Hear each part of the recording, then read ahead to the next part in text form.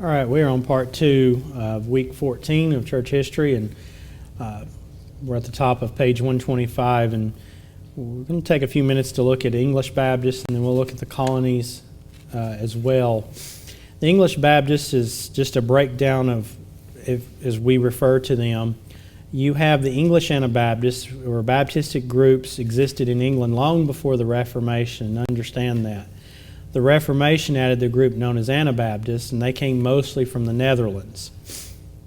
Many died for their beliefs, and they passed their ideas of religious liberty and congregational government to the separatists and modern Baptists that some would say are the start of Baptist. And I know you all are probably, if you haven't gotten through your trail of blood, there are those that would contend that you have the Baptists began with the English Baptists. There's others that would say, well, they started here, and while others would say, rightfully, they go all the way back to the apostles. And while I would say that where I would actually land on it would say, while we don't have the name Baptist going all the way back, you can trace believers all the way back to the apostles. Now I say you can't trace. I'm not being, let me be careful how I say this. I'm not trying to trace our church all the way back or my baptism all the way back, but I think you can find those that would hold to Baptist doctrines if you look, and you'll find those that would go back. And I do think that as you look, that I think the Waldenses are a great connection there as you look at church history. We're not briders. I'm not a brider. So I want to be careful how I say that, because I think you understand what I mean when I say you can trace. I'm not trying to trace. I'm not looking to trace. But I think you can find those that would hold to Baptist doctrines, or we as Baptists would have our doctrines. I think you can find them in every age, all the way back to the apostles. I believe that. English Anabaptists, again, they passed their ideas of religious liberty and congregational government to the separatists and modern Baptists in England. A number of Anabaptists still existed during the reign of James I. General Baptist, in 1607, an English separatist church made a friendly division, one pastored by Richard Clifton, the other by John Smith. In 1608, both churches moved to Amsterdam because of persecution. The church pastored by Clifton later moved to Leiden with John Robinson as their pastor in 1620, and in 1620 sent the first pilgrims to America. In 1609, John Smith led his congregation to accept believers' baptism. And in 1610, when Smith tried to join the church with the local Mennonites, a portion of the church separated under the leadership of Thomas Helwys. Helwys, having been convicted to stand, led this group back to England to establish the first modern Baptist church in England in the year 1611. The General Baptists are called such for their doctrine of general atonement and developed from this group. That is, they would align more with the Arminian movement. And that is, general atonement being general, it's unlimited. Unlike the particular Baptists. Particular Baptists are Calvinistic in doctrine. The particular Baptists, in 1616, Henry Jacob founded a semi-separatist church in the London area. And in 1638, a group under John Spilsbury started a new church and accepted believers' baptism. In 1644, 7 London congregations signed the first London Confession, the first confession of faith of Particular Baptist. The Particular Baptists, so known because of their belief in limited atonement, eventually became the dominant Baptist group in England.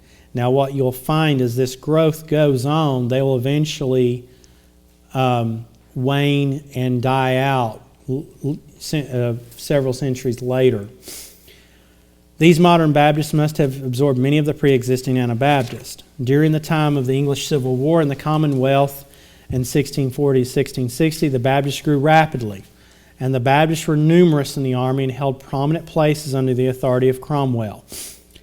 It was after 1660 the Baptists were forced to go underground, and when given relief by the Act of Toleration, they became complacent.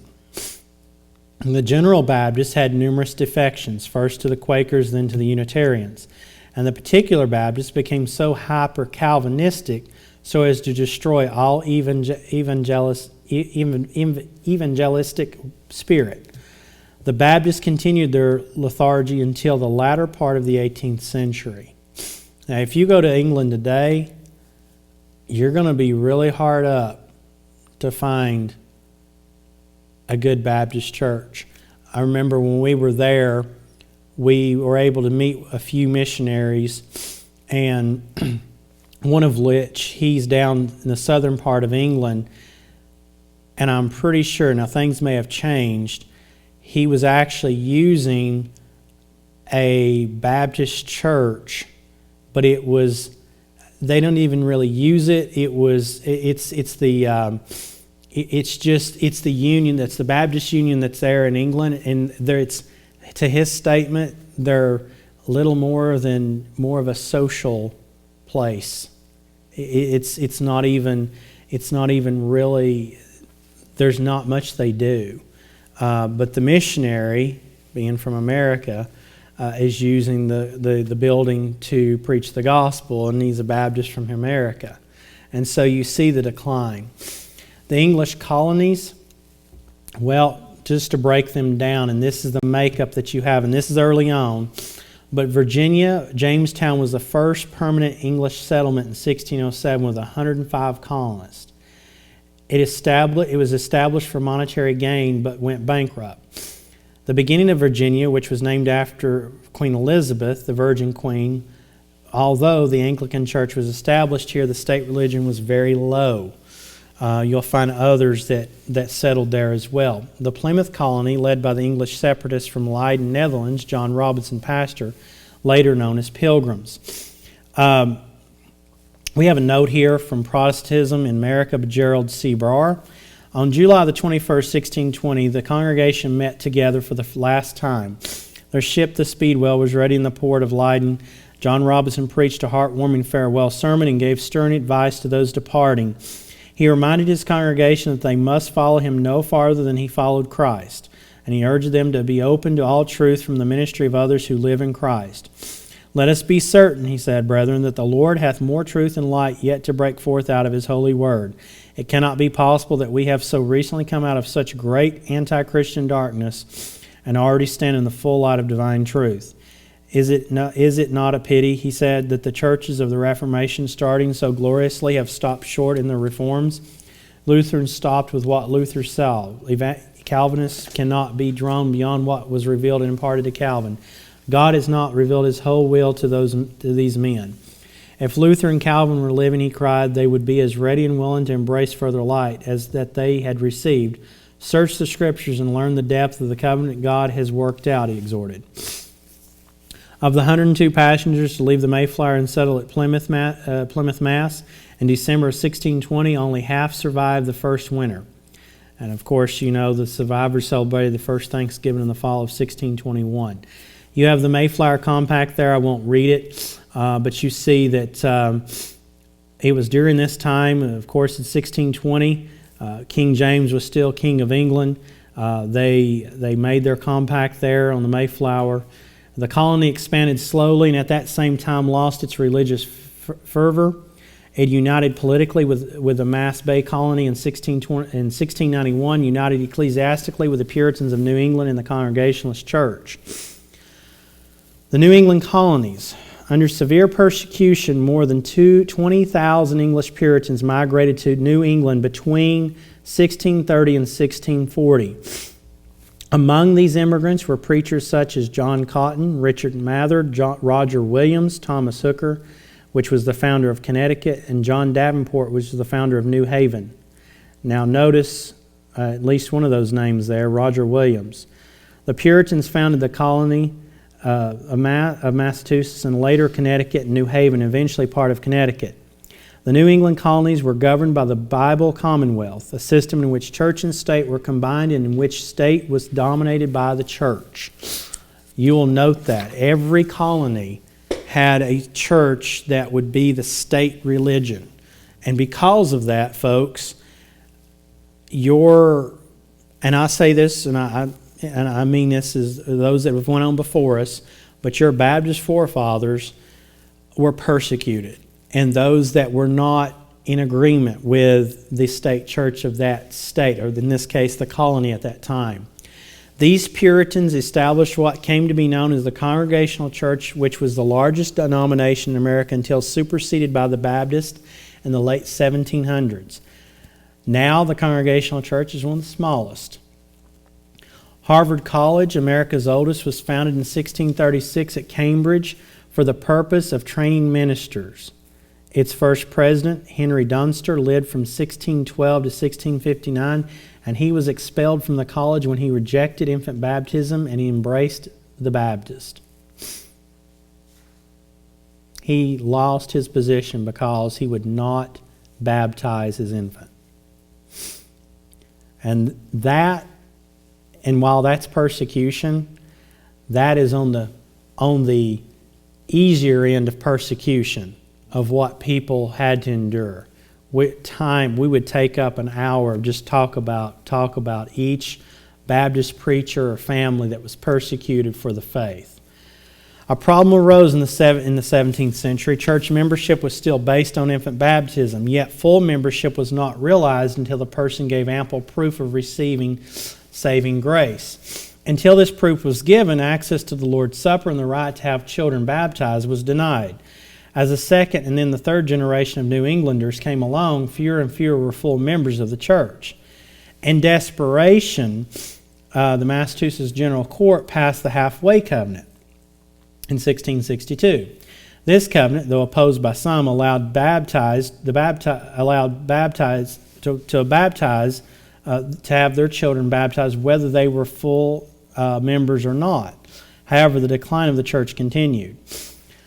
We have the Quakers, also known as the Society of Friends, also caused problems. Founded by George Fox in England in 1652, the Quakers emphasized direct revelations from God and denounced the standard church establishment. And so you see, Massachusetts was responsible for much persecution of this group, and including the hanging of 4 Quakers between 1659 and 1661. However, the Quakers survived and even grew with the help of a visit by George Fox to America in 1672. So what of Rhode Island? Well, Rhode Island was founded in 1638 by Roger Williams, who had been expelled from Massachusetts for teaching freedom of conscience and advocating that the Indians be paid for the land taken from them. The Baptist John Clark established the settlement of Newport and helped Williams secure the charter for the colony, and in about 1639 founded the first Baptist church in America there in Rhode Island. I've had the opportunity to stand in the building, the present-day building of that very church. Now, that church is nothing what it was in 1639. In fact, if you speak to the guide or even those in leadership there, they will skew the history to some degree if you listen to them. But you see, here's the thing about Rhode Island. Of all the colonies, Rhode Island was the only colony that, one, the Baptists did not establish themselves as the state religion. They would not. They welcomed Jewish synagogue. They welcomed those that were being persecuted by the other colonies in to find a safe haven for them, for others to worship without fear of being persecuted. Obadiah Holmes, many of you all will know this name, came from the Baptist Church in Newport, Rhode Island in the summer of 1651, walking 80 miles with Pastor John Clark and John Crandall to the home of William Witter, an elderly and blind Baptist living in Massachusetts. All 3 men from Newport were arrested for holding private services in Witter's home on Sunday morning. Each man was charged with a fine or a whipping. Each man refused to pay the fine, and that of the other 2 men were paid by friends. I've also read that it was paid, and so, but I think in one story, one of the things I've read, it was without knowledge and they were let go. But Obadiah Holmes realized what was happening, and he would not allow his fine to be paid on the principle that he did nothing wrong. He preached the gospel, he read some verses in a man's home. Obadiah Holmes was in prison and would later be led to the whipping post and would be struck 30 times with a 3-pronged whip for reading the Bible and praying in a man's private home, just because he wasn't in Rhode Island, he was in Massachusetts. You have here is the first established civil government which granted true freedom of worship and maintained separation of church and state for that purpose. You have a model of what would later come. Why? Because the Baptists did not want to have a state church. It was John Clark that would go to the king more than once and petition for Rhode Island to be recognized by the Crown as a colony, and would later get the charter that would secure them so they would not be infringed upon by the other colonies. Maryland was founded by Lord Baltimore in 1634, partly as a refuge for Roman Catholics. That's why you have Maryland. And if you'll even notice even to this day, some of the seals and things that you'll find. The Catholics were soon outnumbered, and Anglicanism became the established religion of Maryland. The Carolinas was the greatest early influence from Anglicans.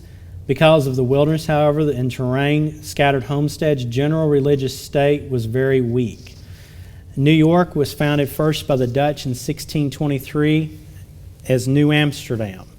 And of course you have New York City there. Peacefully taken by the English in 1664, and it was the source of the Dutch Reformed Church in America. So you find that that's how they made their way in.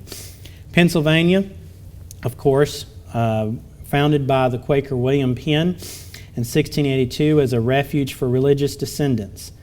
Philadelphia, which was long dominated by Quaker merchants, became the most powerful commercial center in America until about 1810 when it was surpassed by New York.